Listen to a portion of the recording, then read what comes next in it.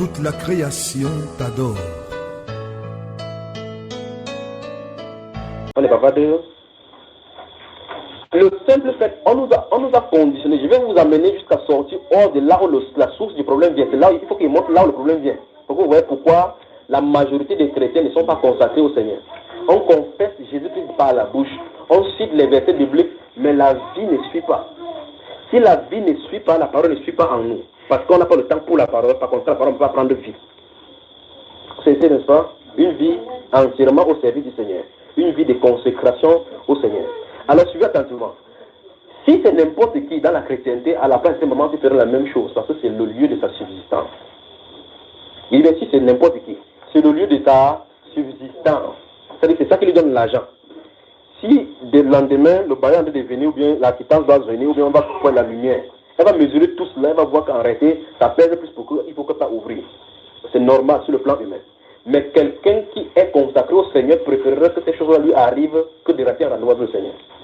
Voilà la chose. C'est pour ça qu'il disait tout à l'heure là que savoir fuir des choses du monde terrestre pour s'attacher à la chose spirituelle. C'est ici. Parce que les gens des fois sont testés avec les épreuves. Les gens des fois sont testés. La foi est testée avec les épreuves.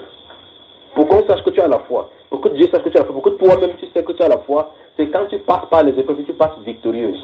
Tu passes victorieux. Est-ce que c'est... Alors le standard du monde est le vrai problème. Parce que le chrétien a défocalisé ses regards sur le Seigneur Jésus-Christ et a tourné vers le standard du monde tout en prenant la lettre de ses côtés, c'est en confessant par la bouche et le cœur est éloigné. Demande à n'importe qui là maintenant, le côté Jésus-Christ, tu vas entendre le Fils de Dieu, amour du monde, sauveur du monde, ça c'est vrai. Sauveur du monde, il dit oui. Il t'a sauvé, il va dire oui. Dans ce cas, si t'as sauvé, c'est qui est le plus grand. Pourquoi ne pas compter sur lui jour après jour comme il l'a dit? N'a-t-il pas dit ne vous inquiétez pas du lendemain? Alors c'est là où il t'a dit que c'est les soucis du lendemain qui fait à ce qu'on couvre vers ces choses-là comme ça pour pouvoir réussir. Les soucis. Pierre d'achoppement numéro 1 pour la foi chrétienne. Les soucis. Notez. Pierre d'achoppement pour la foi chrétienne, pour évoluer dans l'esprit. Les soucis. D'accord? Alors, voici pourquoi plusieurs fois le frère Jimmy et les autres frères vous ont exhorté ici avec la parabole des 4 terres, les semences qu'on verse dans les 4 fils de terre. Observez les fils de terre, observez. Il va falloir qu'on lise là pour voir tout là. Parce que c'est une vie consacrée au Seigneur qui est la conséquence. Vous savez, n'est-ce pas? Donc vous allez voir que, finissons d'abord ces proverbes-ci. Que Dieu vous bénisse vraiment. Mais mon souhait, c'est qu'au sortir d'ici, que nous prenions la responsabilité de feuilleter ici avec nos cœurs. À plusieurs endroits de la Bible, vous allez voir, il va donner les injonctions. Et il y a des versets bibliques que vous utilisez pour donner à vos frères, à vos gens. Pas vrai? Qui ici n'a pas encore envoyé Josué 1:8 à quelqu'un? Qui ici n'a pas conseillé Josué 1:8 à quelqu'un? Qui n'a pas encore conseillé? Alors maintenant, si je pose la question, toi qui as conseillé, l'utilises-tu? Ou est-ce qu'on est prêt à évangéliser les autres, non? À enseigner les autres, non? Alors que c'est une vie consacrée au service du Seigneur que Dieu cherche en premier lieu. C'est ça qu'il dit. Il dit, premièrement, la poutre qui est dans ton nez, tu pourras voir. Si je passe mon temps consacré au Seigneur, je peux donc vous amener. C'est pour ça que je peux fermer cette Bible si je parle. Je peux donc vous amener jusqu'au niveau où je suis. Sachant que si quelqu'un atteint un niveau de consécration, ce n'est pas un standard fixe. Il faut encore avancer. C'est plus que tu quittes, c'est plus. Quand ton cœur va quitter au niveau du matériel, tu vas arriver, donc si tu quittes le niveau du matériel, écoutez mes bien-aimés frères, j'ai dit, pied d'achoppement numéro 1, c'est les soucis. D'accord? Donc j'arrive pour le numéro 2. Si tu quittes le domaine matériel, vous allez arriver au niveau où la Bible parle du contentement. C'est détaché du matériel. Le premier socle, le premier endroit où notre cœur s'accroche, premier, c'est contentement. La vie de contentement, c'est cette vie-là qui compte sur le Seigneur minute par minute. C'est que le Seigneur donne, on dit merci. S'il ne donne pas, on le remercie. Est-ce que c'est cette vie de marche avec le Seigneur chaque pas. Chaque pas, souvenez-vous de la dernière enseignement. Chaque pas par la grâce. Ce n'est pas à l'homme de marcher. Quand il marche, de conduire lui-même ses propres pas. Vous vous souvenez de l'enseignement là, n'est-ce pas? Vous vous souvenez? Nous dit voilà encore. Donc, chaque pas, je compte sur le Seigneur. Notez Matthieu chapitre 6 et Luc chapitre 12. Notez ça. Chapitre 6, verset 24 à 33. Notez ça. Vous y êtes mes bien-aimés? Matthieu chapitre 6, les versets 24 à 33. Luc chapitre 12. Verset 1 jusqu'au verset 34.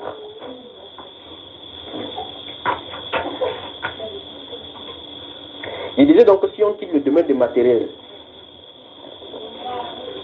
on arrive au premier niveau. Le premier niveau, la base élémentaire, où le chrétien peut reposer sa foi hors du matériel. Le premier niveau atteint, c'est le contentement. Si quelqu'un travaille dans une société, on n'augmente pas son grade. Il y a les injustices dans cette société. Il y a des gens qui, peut-être tu as formé et on a venu nommer parce que tu es enfant de Dieu. Tu t'es content de ce que tu as, sachant que c'est Dieu qui élève. Si tu y as été, c'est pas la grâce du Seigneur. On n'entre pas dans la grève pour réclamer nos droits.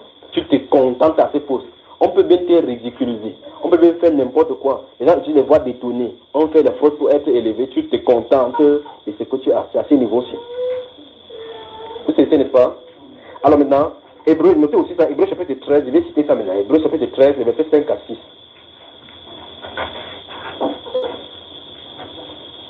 Vous y êtes. 1 Timothée chapitre 6, verset 3 à 11. Hein, maman?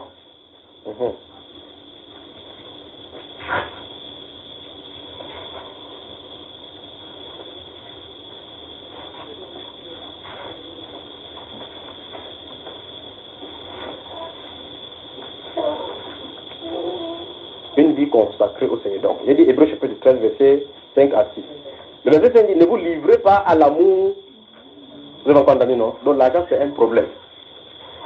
Ne vous livrez pas à l'amour né. Mais faites ceci. Ne faites pas ceci, mais faites ceci. C'est quand même curieux que les choses soient claires. Je vous ai dit tout à l'heure de noter le Proverbe chapitre 22, n'est-ce pas? Ok. Le verset 17 de Proverbe chapitre 22 dit ceci. Il dit, n'ai-je pas déjà mis pour toi par écrit les instructions? Vous voyez, n'est-ce pas? Il dit, je vais t'instruire, oui, toi. Dieu dit qu'il veut t'instruire. Il dit, prépare mes instructions. Après, il dit qu'il veut t'instruire. Il veut instruire qui? Dieu veut t'instruire. Il dit, profère les instructions qu'il va te donner. Il veut. Dieu veut t'instruire. Il veut te montrer la voie droite. Dans ce Proverbe chapitre 22, verset 17 et suivant. Il dit, Dieu dit clairement, il dit qu'il veut t'instruire. Il dit, oui, toi, je vais t'instruire. Il dit, il a déjà mis par écrit les choses que tu dois utiliser pour que tu puisses même répondre à qui va te demander quoi que ce soit. Que c'est déjà écrit. Donc la Bible est complète. On y va. Maintenant, par la suite, c'est tout. Il dit, préfère cette instruction à de l'argent. Dans le Nouveau Testament, il vient réitérer, il dit que ne vous livrez pas à l'amour de l'argent. La caractéristique que nous avons prise tout à l'heure là par rapport aux gens qui se lèvent peut-être pour aller chercher de l'argent. Vous avez vu, ils se livrent à quoi? Mais Dieu dit, contentez-vous de ce que vous avez. Donc si ce que tu as c'est rien, contente-toi de... Hein? Si ce que tu as c'est rien, contente-toi de... Si ce que tu as c'est 200, contente-toi de... Voilà. Le verset 6 dit que car Dieu lui-même a dit, nous sommes là, je suis en citer Proverbe chapitre... Non, Hébreu chapitre 13. Le verset 6 dit, car Dieu lui-même a dit. Quand la Bible cite Dieu lui-même a dit, il veut dire Dieu a fait une promesse. C'est une promesse de Dieu. Il veut Dieu a dit. C'est une affirmation que Dieu a fait. Donc forcément, il va tenir cette promesse. Car Dieu lui-même a dit, je ne te délaisserai point. Je ne t'abandonnerai. Donc ça veut dire en réalité, contente de ce que tu as dit au courant. C'est un défi pour les chrétiens d'aujourd'hui. C'est un défi. C'est un défi. C'est-à-dire que savoir vivre dans le contentement, c'est un défi. Pourquoi? Parce que les standards qu'on nous a élevés, les standards, quand il parle des standards, c'est-à-dire que le modèle que le monde nous a présenté, la réussite, voilà pourquoi vous allez voir dans la chrétienté aujourd'hui, on donne les cours sur le managérial, le leader, comment être un bon patron, comment gérer sa propre entreprise, comment initier sa propre entreprise. Vous voyez là, n'est-ce pas? Pour susciter les gens à aller travailler. Et s'il y a des entreprises, il va falloir que tu passes le temps à l'intérieur pour travailler. Donc on fait tout pour déconcentrer les gens par rapport à la parole. En réalité, ce qu'on devait faire, c'est enseigner les gens à être les fous pour Jésus. Des gens qui peuvent dire le à la place de l'âme. Mais quand ils disent toi, c'est le feu qui sort. C'est ça qu'on devrait faire. Si tu fais ça, on va dire bande de fanatiques. Et effectivement, il faut des fanatiques pour ces personnes-ci. Ici, s'il y a des compromissions avec le monde, ça ne marchera pas. Souvenez-vous de ce que nous avons vu ici, les obstacles pour la manifestation du Saint-Esprit. Nous avons vu que l'une des choses, le Saint-Esprit nous a montré dans 1 Corinthiens chapitre 2, que l'une des choses, c'est qu'on enseigne la sagesse humaine. C'est ça qui bloquait le Saint-Esprit, n'est-ce pas? Et Et le Saint-Esprit nous a montré que l'apôtre Paul a expliqué qu'il a présenté le crucifié, c'est ça qui a fait la manifestation du Saint-Esprit. Donc notre intelligence ne peut absolument rien faire là-dedans. Alors le contentement, Dieu nous invite au contentement. Hébreux chapitre 13, verset 5, ne vous livrez pas à l'amour de l'argent. Contentez-vous de ce que vous avez. Car Dieu lui a déjà dit. Donc quand Dieu a déjà dit, ça veut dire c'est une promesse. Donc en te contentant, sache qu'il y a une promesse de Dieu derrière. Et dire ça, la promesse de Dieu est vraie seulement pour ceux qui vivent dans le contentement. Car Dieu lui-même a dit, je ne t'abandonnerai point, je ne te délaisserai point. Après il dit, c'est donc avec assurance que nous pouvons dire. Et vous savez que votre foi dont vous parlez là, c'est une ferme assurance. Il dit avec foi, il peut dire ça avec foi. Que le Seigneur est mon aide. Quelqu'un dit aide. Le mot aide veut dire assistance. Donc il m'assiste. Donc Dieu va t'assister dans tes moments difficiles. C'est-à-dire qu'il y aura des moments difficiles. Les personnes qui peuvent vivre dans le contentement, ces personnes qui peuvent accepter que l'épreuve de Christ puisse traverser leur vie. C'est la fuite en avant de tenter de croire que les chrétiens sont les gens qui doivent réussir ici au monde, qui doivent prendre possession de la politique pour influencer le gouvernement. C'est aller à la dérive. Parce qu'une vie de chrétienté, c'est une vie consacrée. Et une vie consacrée, c'est une vie qui s'éloigne du monde. S'éloigner du monde, ça veut dire que quitter faire des choses, des saletés qu'on fait. Ce sont des prophètes des jugements. Le jugement, quand ils venaient en scène, c'est pour prononcer les jugements. C'est ça, n'est-ce pas? Alors, si on prend par exemple quelqu'un comme l'apôtre Paul, quand il ouvre sa bouche, il dit que tout ce que je regardais dans le monde comme le gain, je regarde maintenant comme la boue, afin de gagner. Mais c'est terrible comme déclaration. Il dit tout ce qu'il avait dans le monde comme le gain. Il regarde maintenant comme quoi? C'est un défi. C'est cette personne-ci qui peut dire que j'ai été crucifié avec Christ. C'est cette personne-ci qui peut dire si quelqu'un a écrit les nouvelles, les choses anciennes sont. Chaque scène que tu te dis que money. Les choses anciennes sont passées le soir. C'est quand c'est devenu le soir que les choses anciennes sont passées. Dis à ton voisin, c'est pas comme ça.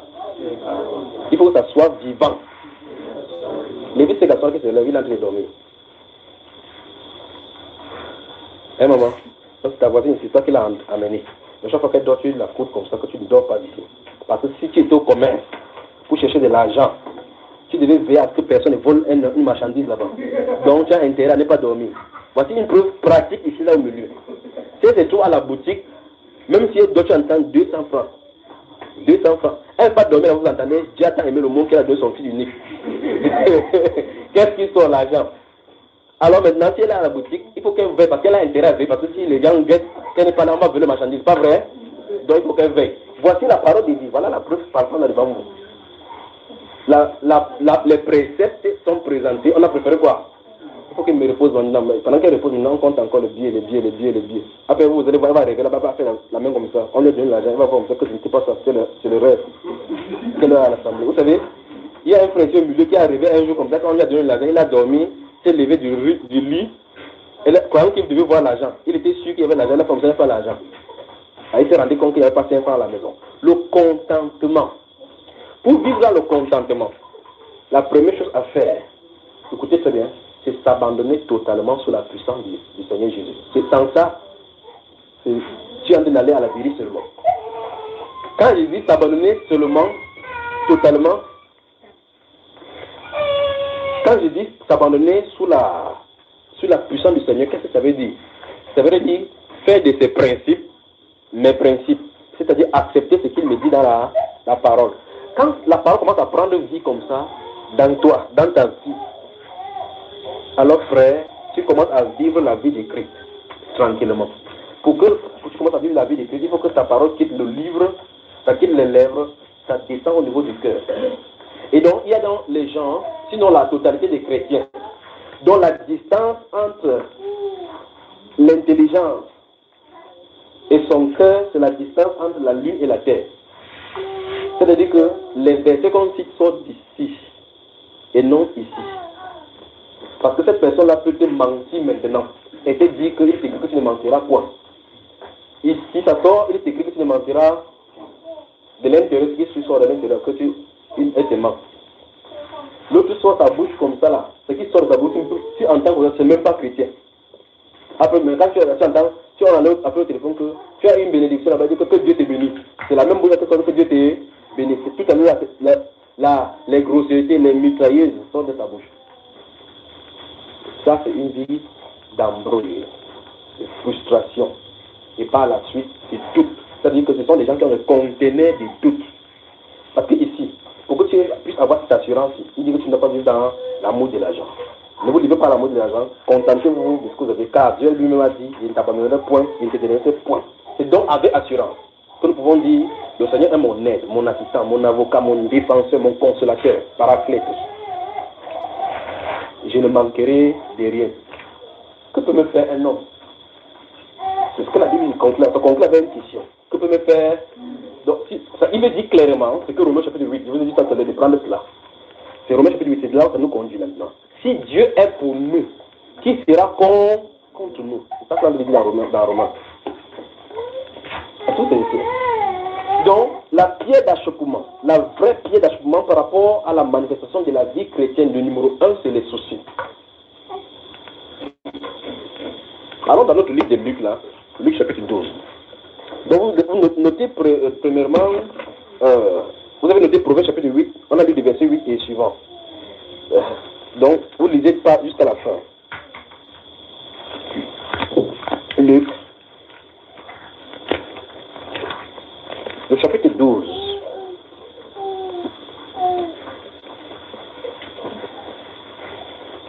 Je vais prendre la partie du verset 13. Luc, le chapitre 12, partie du verset 13.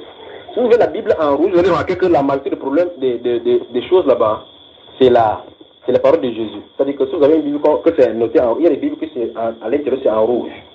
Je ne dis pas de Bible rouge qui est dans ma Bible. Voilà. Donc on a écrit en rouge là-dedans. Quand on écrit en rouge, ça se trouve que c'est les paroles que Jésus a sorties, n'est-ce pas? Le pourquoi ça dit, c'est parce qu'il a dit que les paroles que je vous dis sont esprit et vie. Donc gardez des rôles, c'est paroles. Notre mère a cette version-là, c'est en rouge. Donc partout que vous voyez en rouge, c'est Jésus qui a prononcé. Et il a dit que les paroles qui sortent de sa bouche sont esprit et vie. C'est esprit et vie. Notez Luc chapitre 6, verset 40 et suivant. Notez aussi cela. Nous parlons d'une vie consacrée au Seigneur. Après avoir lu tous les versets, je vais déposer vraiment ma Bible maintenant parler. On peut y aller. Je vais lire à partir du verset 13. Il dit Luc au chapitre 6, notez Luc chapitre 6, verset 40 et suivant. Alors, notre Seigneur Jésus-Christ a commencé à parler une série de prédications ici dans Luc au chapitre 11 jusqu'au chapitre 12. Subitement, quelqu'un dans la foule commence à voir l'esprit qui est à cette époque-ci. Donc, il a parlé des choses du royaume. Quelqu'un du milieu de la foule dit directement que Seigneur, dis à mon frère de partager mon bien avec moi. Regardez les mondains. Voici cette genre d'esprit. Donc, on a parlé des problèmes. Comme maintenant, je suis en train de prêcher comme ça. Quelqu'un dit, oui, tu parles bien là. Et mon bail, s'il reste à la maison, qui va payer mes bails? Le problème de l'équité, c'est comment? Et ce sera comment? Il a dit que ça avait assurance. Quand on doit dire que le Seigneur est mort, je n'ai pas dit que ne faites pas comme ça, venez chez moi. Je n'ai pas dit ça. Dieu, lui, il a dit que je ne te laisserai point. Il n'a pas dit ça. Donc, ça veut dire que la façon de se tourner à lui, c'est ça qu'on appelle la consécration. Donc, plus il est consacré à lui, plus il va comprendre exactement qu'il est effectivement un lèvre, comme il dit.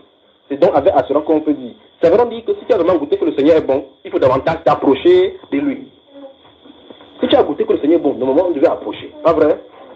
Quand il vient pas comme ça, quand il dure un peu comme ça, le moment-là, dans le nombre de temps qu'il dure. Quand il vient pas comme ça, il n'entend mon pas, mes pas, elle se lève encore, elle dit que non, je suis là pour les préceptes. Donc quelqu'un dit à Jésus du milieu de la foule, maître, vous avez... Donc, quand la foule, quand les gars sont réunis là, chacun est là pour son problème. Je vous dis ça, voici une preuve encore. Il y a la foule. Quelqu'un dit à Jésus du milieu de la foule, maître, dis à mon frère de partager avec moi mon héritage.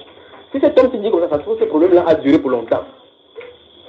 Ce n'est pas un problème qui surgit là. Ça se trouve qu'ils ont eu des difficultés.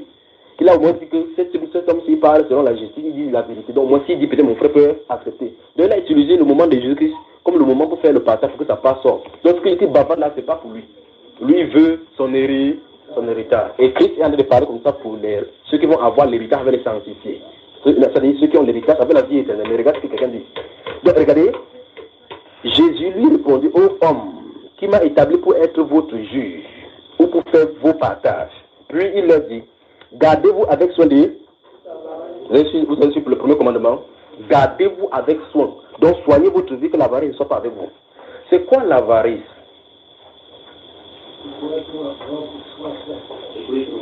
Comment?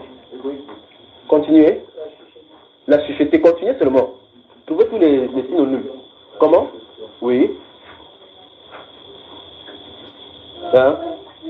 La cupidité. Notez tout cela, tout ce qu'on a dit, c'est vrai. Mais il faut demander que ça prenne vite. Ok. Il dit, il leur dit, verset 15, gardez-vous avec soin de toute avarice. Car, écoutez très bien, voici les préceptes et les principes du Seigneur qui sont totalement contre aux principes du monde. Il dit, car la vie d'un homme ne dépend pas de ses biens, fut-il dans l'abondance. Voici un défi pour le siècle à présent. Jésus, le Dieu Tout-Puissant, dit qu'en réalité ta vie ne dépend pas de ce que tu as. Vous avez entendu ça? Il dit c'est un défi ici. Il dit en réalité ta vie ne dépend pas de cela. Vous montez, vous descendez, ce sont ces principes à vie. Le standard de cette vie-ci dit que pour avoir un bon poste comme cadre, il faut avoir au moins niveau bac plus 5. Pas vrai? Qui peut être un haut cadre plus que David? Quel diplôme avait-il? Pour que tu puisses être professeur d'université aujourd'hui, enseigner l'économie au supérieur, enseigner professeur, il faut que le niveau standard, que tu sois agrégé. Alors dans ce cas, Joseph, lui, il était diplômé d'où?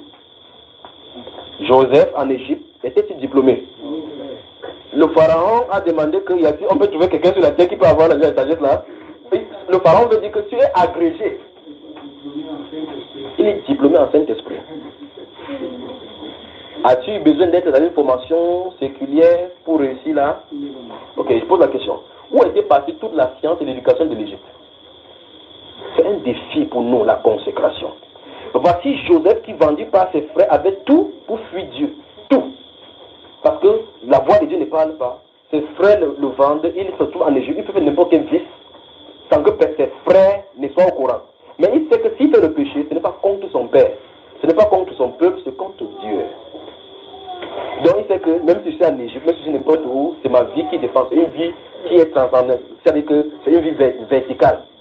Alors il y a des gens qui ne sont pas milieu chrétien, qui sont quelque part, ils deviennent le païen. Ils commencent à prendre les paroles de l'apôtre Paul qu'avec les pauvres, je me suis fait pauvre pour gagner les pauvres. Avec les prostituées, j'ai fait un peu la prostitution. Avec les voleurs, je suis un peu voleur. Avec les buveurs, non, tu fais quoi frère? Non, comment faire pour les attraper sur la bière? Il faut qu'ils sachent que je suis avec eux. Il lui faut la délivrance. Quand quelqu'un dit que non, quand tu vas aller prêcher prostituée un jour, couche avec les prostituées, comme ça tu vas bien le gagner, il dit non frère, c'est pas comme ça. C'est que tu as fait la communion avec leur façon de vivre, c'est la même chose là-bas. Donc voici Joseph qui n'était point souillé, malgré qu'il était dans la position de le faire. Juste parce qu'une femme vient l'attraper pour qu'il couche avec lui. S'il couche, vous savez, quand coucher avec la femme de quelqu'un, ça veut dire que spirituellement, vous avez le dessus sur lui. Mais il savait très bien que c'était mal. Oh frère, la loi ne pas écrit nulle part que je ne dois pas coucher avec la femme de quelqu'un. Mais il savait. Joseph et autres, ils n'avaient pas la loi écrite que tu ne coucheras pas avec la femme de quelqu'un. Lisez Genèse chapitre 20 et chapitre 26. Regardez Abimelech qui retire la femme d'Abraham. Il va pour coucher avec elle. Il se lave comme ça, le soir, met le parfum, il va aller dans la chambre. Que je me couche aujourd'hui, c'est demain. Après, les gens viennent au palais, on renvoie toujours demain. Après, d'autres demain, ils vont dire, mais il y a un Sarah qui est pris dans ce palais, tu vois comme ça. Dieu vient, il dit que tu es un gars mort. Il dit quoi dans le songe? Il dit que tu as appelé la femme de quelqu'un. Cet homme, c'est un prophète. Tu es fini seulement, tu ne la rends pas, tu es fini. Il dit que j'ai agi en toute pureté parce qu'il a dit que c'était ta soeur. Dieu dit que je sais que tu as agi avec pureté. C'est pour ça que j'étais préservé du péché contre moi. C'est terrible, la consécration. Est-ce que vous comprenez? Il s'est levé le matin, il a dit, comment tu fais? Cette femme, c'est ta femme. Comment tu as fait comme ça? On devait commettre un grand péché. Un païen avait dit comme ça, avant la loi. Abraham dit que je croyais qu'il n'y avait pas la crainte de Dieu ici, là, que je croyais que vous devez me finir de prendre ma belle femme. Quelqu'un de 90 ans. Sa belle femme. Alléluia. Donc Joseph était dans la position de régner Dieu parce que les choses qui arrivaient dans sa vie étaient des choses terribles que tu es vendu par tes propres frères, que tu aimes de tout ton cœur. Tu cries de tout ton cœur pour qu'ils te délivrent et te vendent aux esclaves. Ou te vendent comme esclave. Tu pars dans un pays étranger que tu n'as pas l'assurance de rentrer. On le traîne n'importe comment. Il arrive, on l'accuse injustement, on le met en prison. Donc il a tout pour haïr même Dieu. Il a tout pour haïr Dieu comme aujourd'hui. Quand on compose, on dit que non, j'ai pris que mon bœuf c'est, mon bœuf c'est, mon bœuf c'est. Quelqu'un dit mon. C'est pas le problème. Mon bœuf c'est. j'ai eu le songe que j'ai eu mon BPC. Après les 3 jours que le résultat ne soit, le pari, comment rattraper? C'est pas le pari. C'est que la foi, quelque chose te dit clairement que tu as échoué. Pourtant tu as jeûné, tu as cru. Et alors que tu avais plutôt cru croire. Et là, le résultat sort, le nom de ceux qui trichaient, le nom de ceux qui ne partaient pas à l'église, le nom de ceux qui ne payaient pas leurs dîmes. Pour toi qui fais tout pour respecter Dieu, ne sors pas. Tu dis, qu'est-ce que j'ai fait? Tu ne parles même pas sortir. Tu commences à haïr, la jalousie commence. Pour que les choses qui sont dans ton cœur puissent être manifestes. Parce qu'on suit Dieu pour le matériel. On suit Dieu quand ça va. On suit Dieu quand on prie, il répond.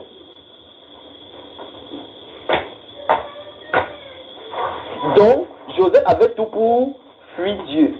Vous savez, frères, Jésus dit ici que la vie d'un homme, dans ce chapitre 12, le verset 15, il dit la vie d'un homme ne dépend pas de ses biens. C'est justement ce que le monde enseigne aujourd'hui. Pour que tu puisses te développer, il faut que tu aies davantage de biens, il faut que tu aies des relations, il faut que tu aies ceci, il faut que tu aies ceci. Par conséquent, il faut que tu fréquentes. Dieu lui dit, c'est pas parce que tu es sale que tu te feras le pain. C'est même parce que tu es belle. Tu peux être brune comme ça, c'est le démon que c'est toi. Quand quelqu'un te regarde comme ça, là, c'est le tout pour. Vous savez, vous connaissez les masques. On te regarde comme ça, c'est le masque. Mais quand tu vas dans le miroir, tu te vois, tu te dis, mais je suis belle, qu'est-ce qui m'empêche pour le mariage? Si ce masque est enlevé, on te voit le vrai. Comment vas-tu savoir que tu as le masque si tu n'es pas. Alléluia. Ne faites parler ici là maintenant. Donc, il y a des choses qui arrivent. Mais le proverbe Ecclésiaste dit clairement que ce n'est pas parce que tu as trop fréquenté que tu vas avoir le travail. Ce n'est pas parce que tu es trop vif que tu peux courir, gagner les 100 mètres. Il dit tout dépend pour eux du temps et des circonstances. C'est-à-dire c'est Dieu qui fait toutes choses en réalité. En réalité, c'est Dieu qui fait toutes choses. Et définitivement, si c'est Dieu qui fait toutes choses, qu'est-ce qu'on doit faire? La science de Dieu voudrait qu'on se tourne vers lui. On attend, on s'humilie, comme Jacques chapitre 4, verset 10 nous a dit, on s'humilie devant lui. C'est devant lui. Devant, Proverbe chapitre 8 qu'on a lu là, le verset 34 et 35 dit, heureux ceux qui veillent chaque jour à mes portes. Veille chaque jour à ses portes. Tu veilles devant sa porte. Quand tu veilles devant sa porte, pourquoi le premier jour ne veut pas entrer? Il te laisse devant la porte, il dit que tu veilles. Donc, reste devant ma porte.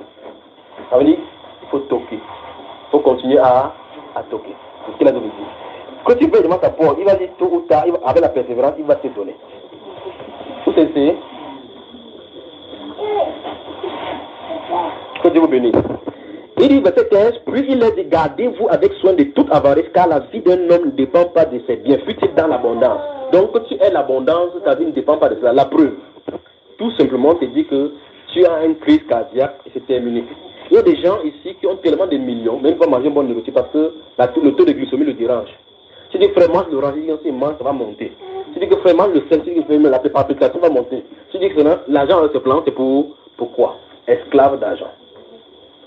Mais Dieu donne la santé gratuitement. Gratuitement. Amen. Le voici avec de l'argent, il ne peut pas acheter la santé. Le Mauricien peut seulement faire quoi? L'insuline. On te pique chaque jour, on pique le bout du doigt, on pique un tête, même le sang lui-même fuit. On pique ici, on pique pour revenir. On dit non, c'est 19,5 grammes, c'est grave, c'est grave. Il faut maintenant quelque chose pour diminuer. Tu crois chercher des choses, tu manges. Tu entends son coin, il n'y a pas le sel dedans. Tu sais ça c'est quoi? C'est qu'elle a du vie. Parce qu'il croyait que ça. Après, Dieu sait à qui donne ce genre de maladie. Verset 16. Et il a dit cette parabole. Les terres d'un homme riche avaient beaucoup rapporté. Et il raisonnait en lui-même disant, que ferai-je, car je n'ai pas de place pour serrer ma récolte. Voici, dit-il, ce que je ferai. J'abattrai mes greniers, j'en bâtirai de plus grands, j'y amasserai toute ma récolte et tous mes biens. Et je dirai à mon âme, tu as beaucoup de biens en réserve pour plusieurs années. Repose-toi, mange, bois et réjouis-toi. Mais, Dieu dit, insensé, cette nuit même, ton âme te sera redemandée. Et ce que tu as préparé, pour qui cela sera-t-il? Il en est ainsi de celui qui amasse des trésors pour lui-même et qui n'est pas riche pour Dieu. Vous avez vu ça, n'est-ce pas? Notez Jacques chapitre 5, versets 7 à 11. Jacques chapitre 5, notez. Jacques chapitre 7, versets 9 à 11. J'avance ici. Vous y êtes bien aimés? Notez Proverbe chapitre 14 aussi, verset 31. Terrible. J'avance. Ok. Il dit, c'est ainsi, quelqu'un qui est riche pour lui-même, sans être riche pour Dieu. Je crois qu'on a prêté le thème si particulièrement ils avaient tout en commun, n'est-ce pas? Donc avançons ici, regardez, Jésus, verset 22, Jésus dit ensuite à ses disciples, je veux que vous voyez quelque chose, une différenciation dans ces différents groupes ici. Il y a au moins 7 groupes à tout Dieu, Jésus que ça me parlait dans Luc chapitre 12. On a dit que l'homme, verset 13 dit que l'homme a prié du milieu de la foule, n'est-ce pas? Quand il a dit ça, Jésus a pris la parabole pour enseigner tout le monde qui était à côté. Il dit, gardez-vous avec soin, avec toute avarice. Mais il sait que ses disciples comprennent ces choses-là. Donc ses disciples doivent dire cela. Après, il se tourne maintenant avec ses disciples, donne les enseignements plus profonds à ses disciples. Remarquez très bien que ce qui était là, c'était pour la foule. Verset suivant, verset 22, il dit ensuite à terre, si quelqu'un ici dit qu'il est disciple de Jésus, levez la main. Si vous dites que vous êtes disciple de Jésus, levez la main. Donc, si vous dites que vous êtes disciple de Jésus-Christ, nous sommes d'accord que ce qui va suivre là, c'est pour nous, non? Il ne s'agit pas de répondre, parce qu'on n'a pas le choix que de répondre que c'est pour nous, parce que c'est pour nous. Une fois de plus, il faut qu'on avance là en eau profonde. On est d'accord? Il dit ensuite à ses disciples, c'est pourquoi je vous dis, vous avez entendu ça? Écoutez très bien.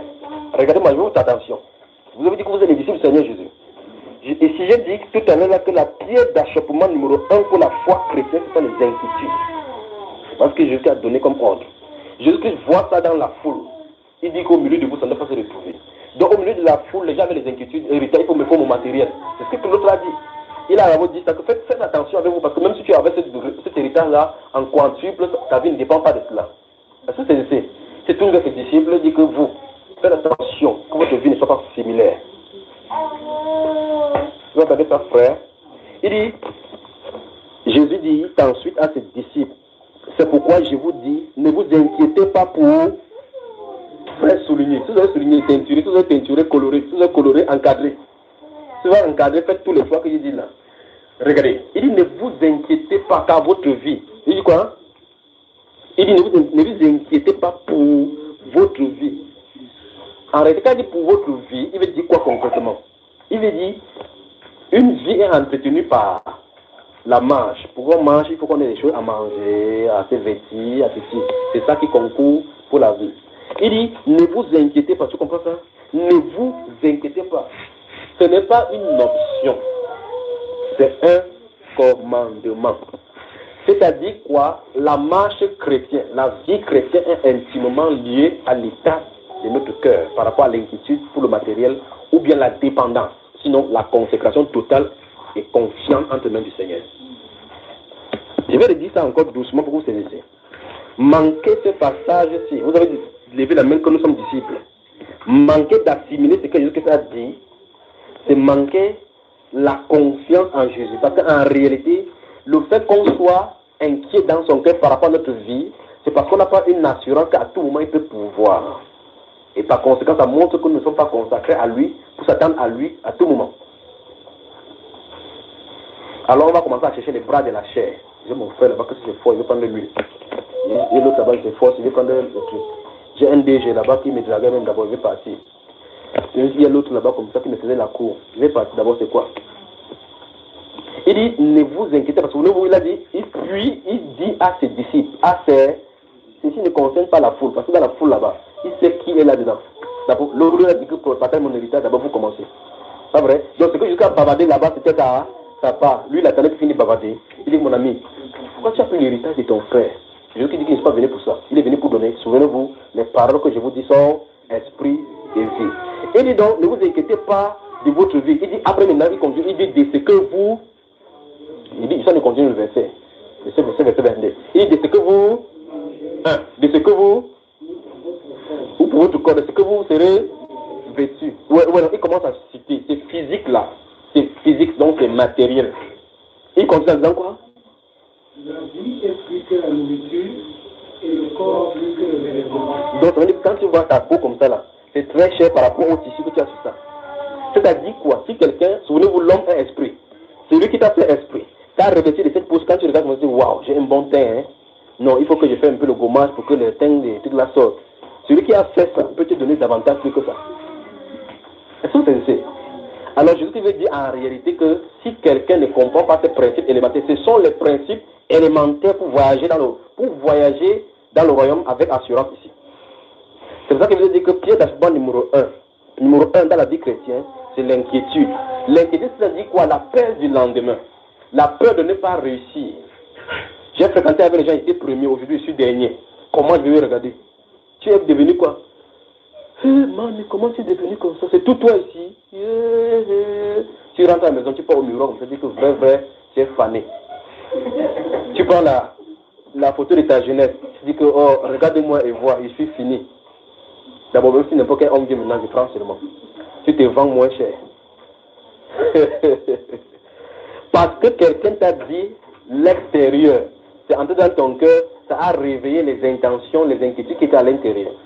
Or, souvenez-vous de ceci. Une personne qui est une personne de foi dirait que si Dieu m'a créé, il a un but pour ma vie.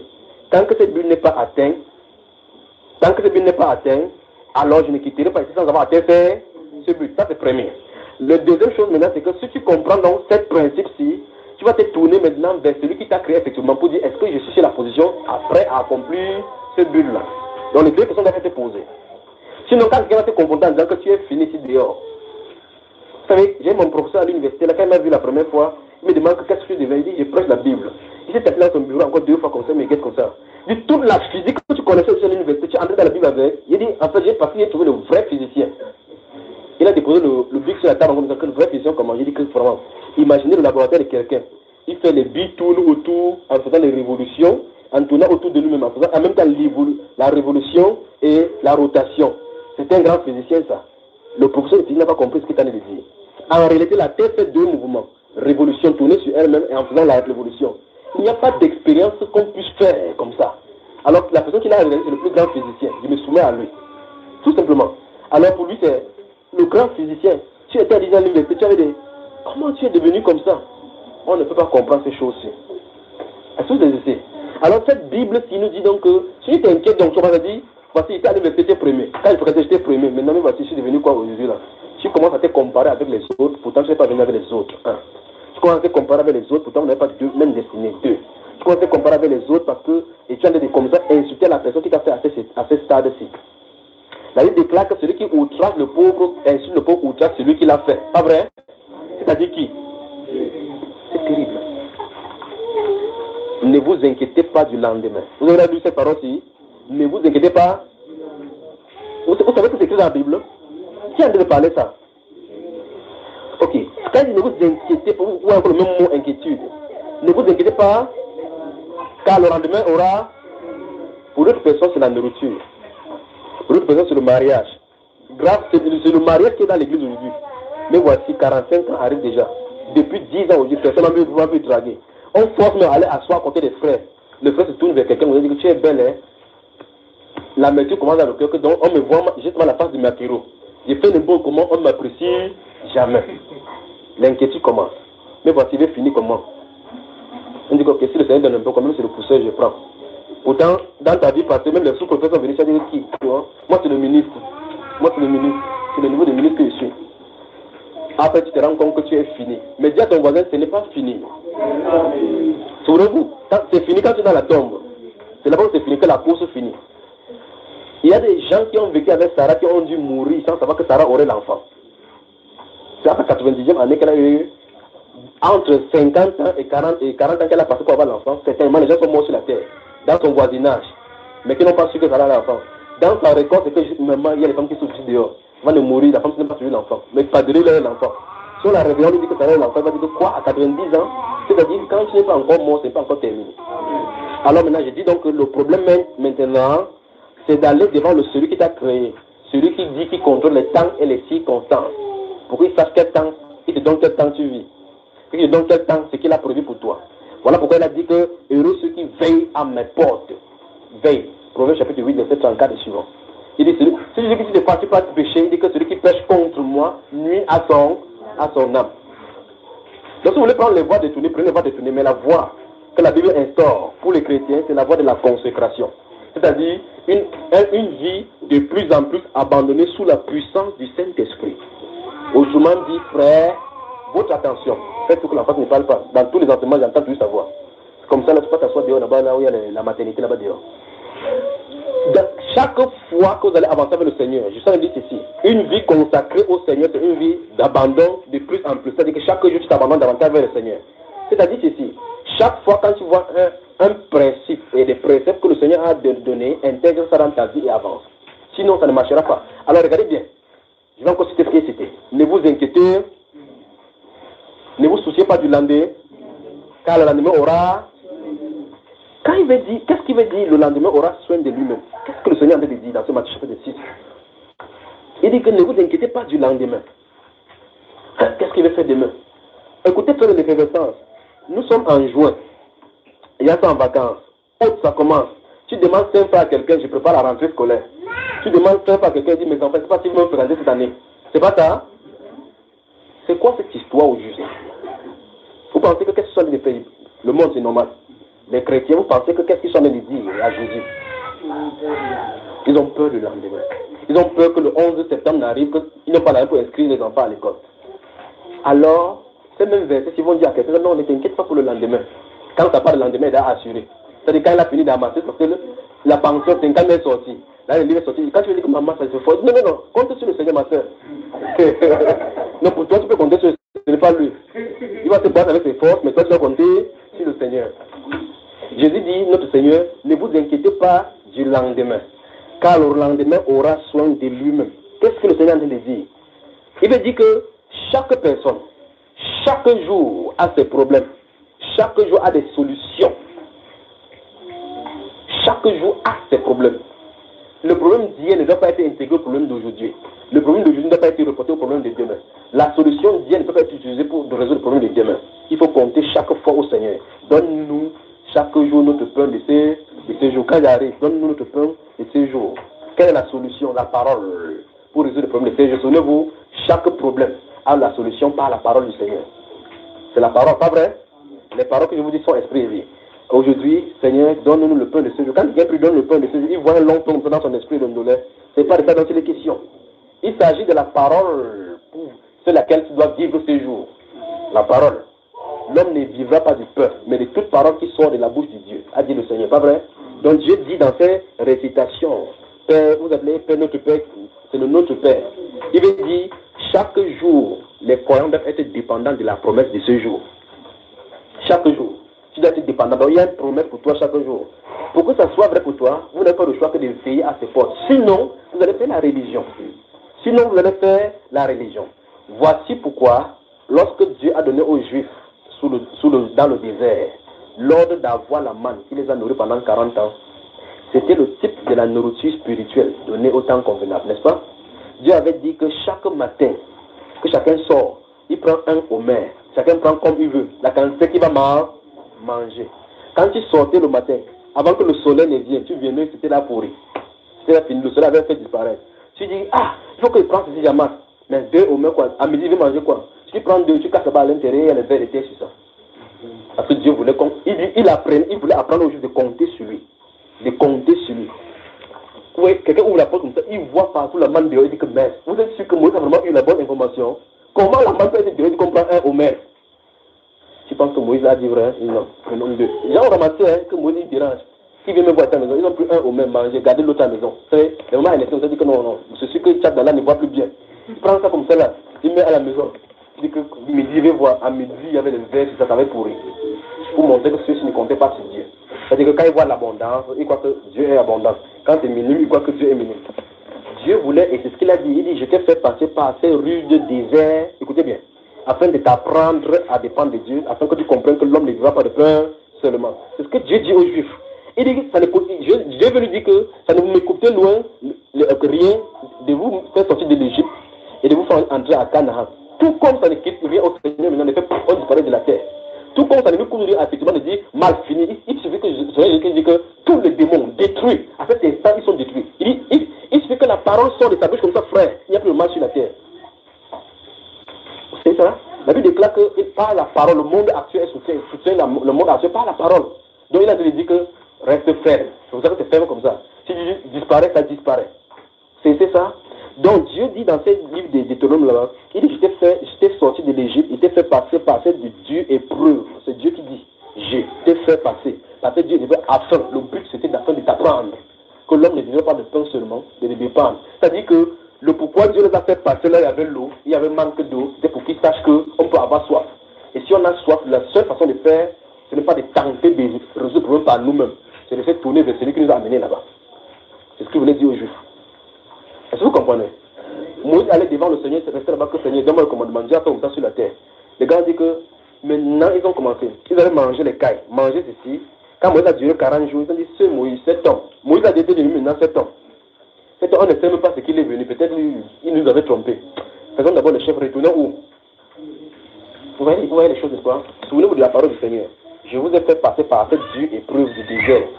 Par cette dure épreuve du désert afin. Il dit, je vous ai fait passer par cette dure épreuve. Je veux que vous compreniez bien le langage du Seigneur. Et vous comprenez l'implication dans la vie chrétienne aujourd'hui. Le pourquoi le Seigneur nous a sauvés, ne nous a pas amenés une fois pour plus, c'est pour faire passer à cette épreuve-là. Pour nous apprendre à compter sur ses promesses. Pour nous apprendre à compter sur ses promesses. Comment il finit de sauver ses disciples? Il sort pendant qu'il en est parlé avec les Juifs. Il amène sur les montagnes des Oliviers. Les gars africains vont encore s'asseoir, ils vont dire des bonnes histoires. Il a déparlé, le gars, subitement, il a commencé à monter. Le gars dit, mais Seigneur, est-ce à ce moment que tu vas où? Est-ce à ce moment que tu retournes au royaume du Seigneur? Il dit non, restez là, vous êtes bénis. Vous aurez des tribulations dans le monde entier, mais prenez courage. C'est quoi ça? L'édition dit que, mais, il demande Jésus-Christ, mais depuis on attend que tu retournes au royaume du... Il fait toutes choses en son temps. Il dit, ce n'est pas à vous de connaître les temps et les moments que le Seigneur a fixé sa propre autorité. Donc il a un temps pour toutes choses. Il fait les choses selon son programme. Votre programme, ce n'est pas de regarder. Mais vous recevez une puissance. Mais il est dans Jean 15 là que restez haut dans le monde. Quelqu'un qui te sauve, qui t'aime, que son pire ennemi, c'est chez lui. Il vient te garder chez lui. C'est-à-dire que vous avez votre enfant que vous aimez.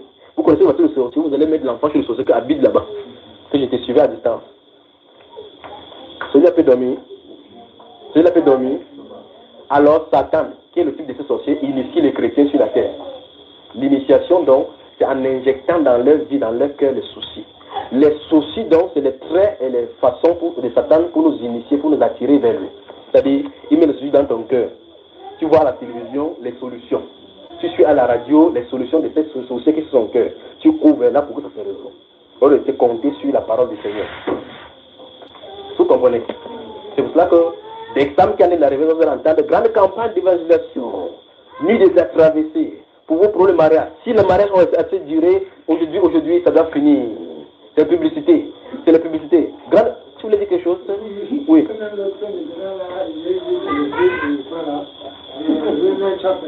Ciel sous la terre. Pas sur la terre. Ciel sous la terre. C'est le thème de la campagne. Le thème de la campagne de Sabre là. Donc les exemples aussi, qui vont prendre le ciel, mettre ça que sous la terre. En grand poster, donc ciel sous la terre. Donc ils ont... Non, tandis que c'est nous qui en montons maintenant au ciel. Voilà, vous avez entendu, n'est-ce pas? Donc ça arrive. Qu'est-ce qui arrive d'arriver les dérives? Donc les soucis dans nos cœurs, Satan propose des solutions au travers de ces choses. Vous allez voir, dans la nuit des prières maintenant par rapport à la traversée. Après on met les listes. Vous avez le problème de gonocoxie, des retardements, problème de breakthrough, problème de insight, problème de crossover, problème de ceci, mariage qui retarde. On t'a déjà fait 5 propositions de mariage, tu n'as pas encore eu 4 solutions à là-bas. Tu regardes comme ça, tu sens que c'est ta dernière chance. Si tu lis avec les méditations, comment tu ne peux pas avoir la vision que Dieu t'a dit que tu parles là-bas? Comment tu ne peux pas avoir la vision que Dieu t'a dit que tu parles là-bas? Tu vois, tu m'as pas arrêter, ce sont des choses qui t'attirent là-bas.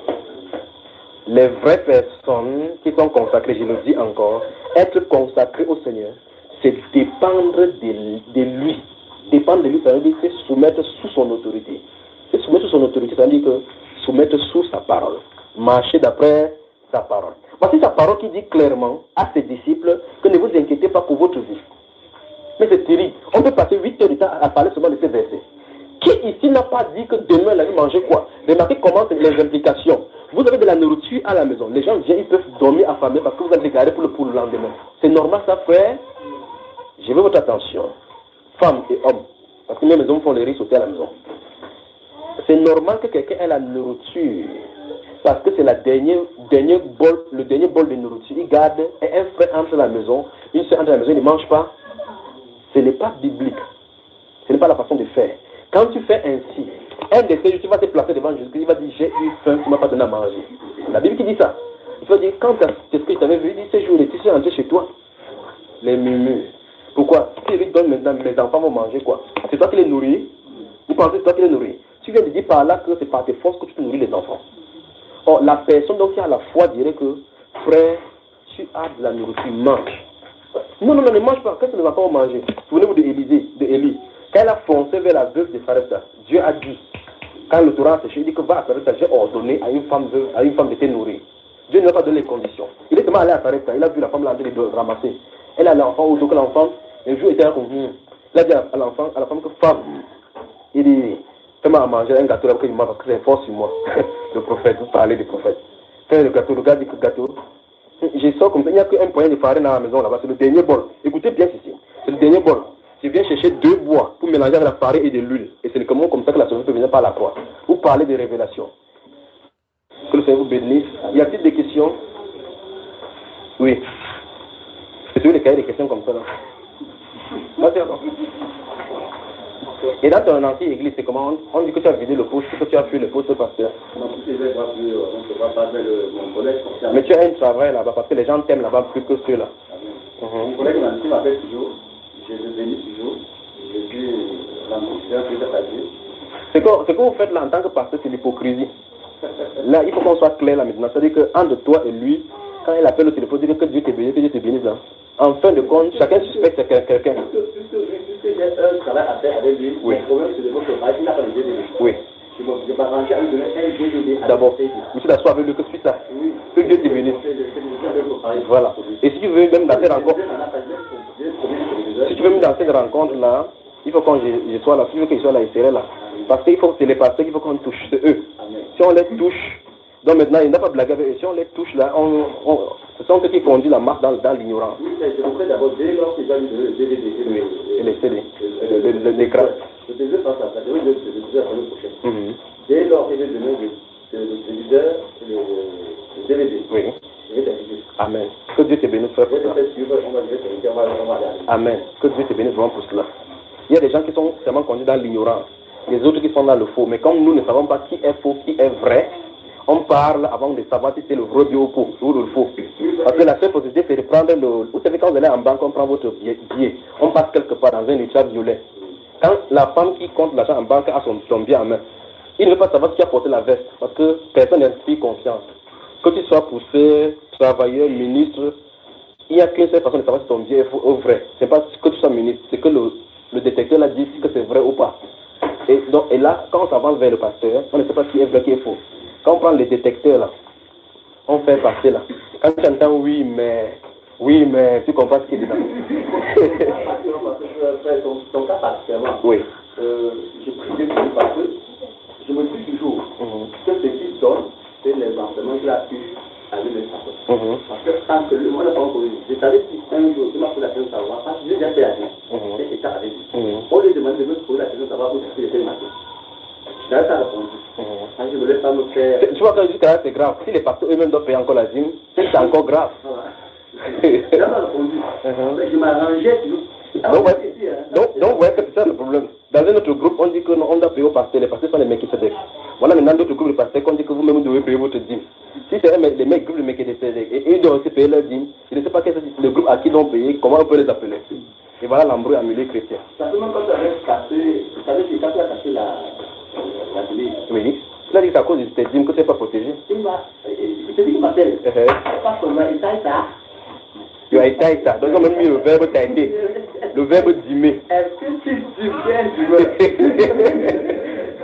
Le verbe dîmer. Ah, les pasteurs vont me finir tout dehors. Donc, il y a des questions. Avançons ce soir. Merci Père, merci pour la présence. Oui.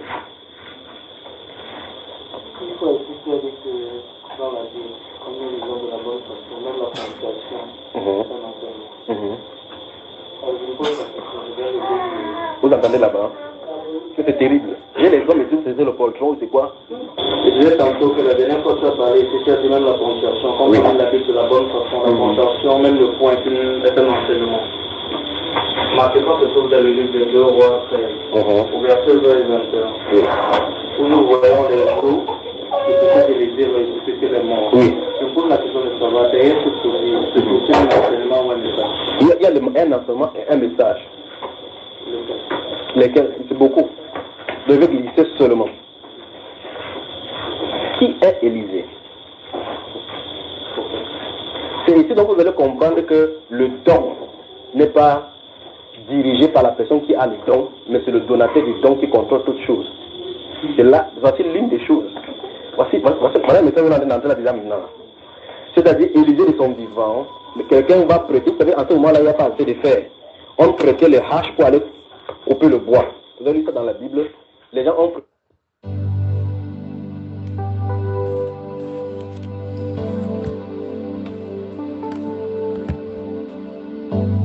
Seigneur, tu es grand.